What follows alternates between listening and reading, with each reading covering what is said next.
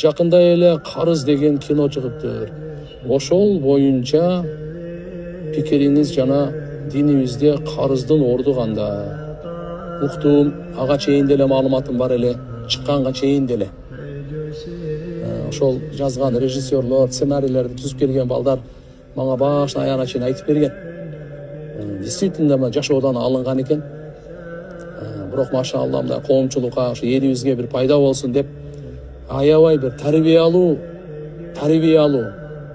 ушундай бир сабактары бар экен. Көрүп машалла айтып атышат адамдар мондай деп. Атак мен мунун баарын маалыматым бар, сценарийлерим бар, окуп көрүп дегендей алардын эмесине балдар өздөрү айтып беришкен. Ушундай болду депчи. Ошол жерде өзгөчө баса белгилеген баягы карыз боюнча экен. Бардыгы бизге зыян келтире турган нерсе экен. Кайгы, кыжалат, коркоктук, сараңдык, жалкоолук, алсыздык, карызга баткан.